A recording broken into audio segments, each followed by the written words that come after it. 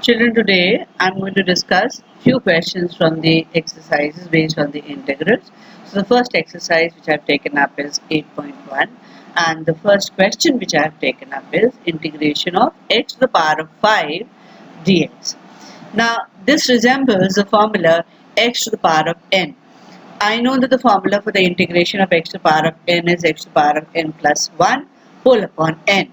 So therefore, applying that formula to it, I get x to the power of 5 plus 1, that is 6, whole upon 6 over here, plus c. C stands for the constant of integration. The next question which I have taken up is integration of sine square x times cosec square x with respect to x. Now I know cosec square x is equal to 1 by sine square x. So I have replaced that, and I see that sine square x and sine square x, they get cancelled off, and I'm left with only 1. So integration of 1 with respect to x gives me x. And again the answer would be x plus c, where c again is the constant of integration. The next question which I have taken up is integration of 7 to the power of x times e to the power of x. I have a product of two numbers in the form of the indices. So using indices, I can combine it and write it as 7e whole to the power of x, which resembles now the form of a to the power of x. And I know the formula for integration of a to the power of x as a to the power of x upon log of a. So therefore, correspondingly, it comes out to be 7e whole to the power of x whole upon log of 7e, and again plus c. Plus c means again constant of integration.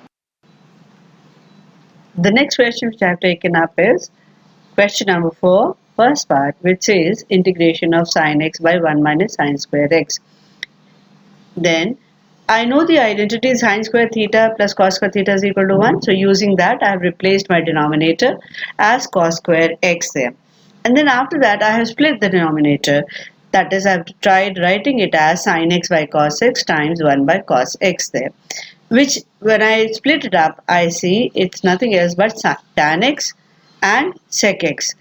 That is, sin x by cos x is written as tan x and 1 by cos x is written as sec x. So I get the standard formula, that is integration of tan x sec x equals to sec x and then plus c, which is again the constant of integration. The next question which I have taken up is integration of 2 to the power of log of x to base 4. Now I see it is of the form of a to the power of x, but I am not going to use that form. I am going to use the concepts of the logs over here. So therefore I am taking let 2 to the power of log of x to base 4 as t, and then I take log on both the sides. When I do that, I get log of t equals to log of 2 to the power of log of x to base 4, and I know log of a to the power of m is m log a, so that gives me log of x to the base 4 times log of 2, and then to log of x to base 4 I have applied the formula of the change of the base formula. So therefore that gives me log of x to base e whole upon log of 4 times log of 2. Now wherever I have not written the base, it's understood I'm talking about the base being e, which is the standard one. So therefore now I am left with log of x to the base e whole upon 2 log 2, giving me into log 2. Log 2 gets cancelled off, and I am left with only half log x. Knowing the formula that m log a is nothing else but log of a to the power of m, so therefore this is nothing else but log of under root x, or you could say log of x to the power of half. So therefore log t comes out to be equal to log of x to the power of half. If it implies t is equal to under root x. That means integration of 2 to the power of log of x to the base 4 dx was nothing else but integration of root x with respect to x, and which I know now is simply 2 by 3 times x to the power of 3 by 2 plus c, which is again the constant of integration.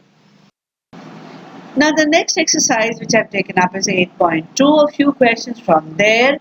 The first question which I have taken up is 10th question, second part, which reads as e to the power of 6 log x minus e to the power of 5 log x whole upon e to the power of 4 log x minus e to the power of 3 log x.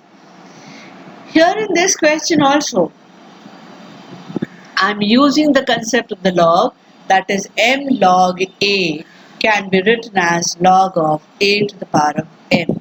So therefore, the question changes to the form of e to the power of log of to the power of 6 minus e to the power of log of to the power of x to the power of 5 whole upon e to the power of log of x to the power of 4 minus e to the power of log of x cube. Now I also know that e to the power of log x is equal to x. So therefore, using that concept, I land up with x to the power of 6 minus x to the power of 5 whole upon x to the power of 4 minus x to the power of 3. When I simplify this by taking out the common factor, I am left with x to the power of 5 in the numerator with the common factor as x minus 1, in the denominator x to the power of 3, again the common factor of x minus 1, which gets cancelled off, and I am left with only x square, and integration of it is simply x cubed by 3 plus c. Next question which I am taking up is 16th question, first part, which says sec x whole upon sec x plus tan x.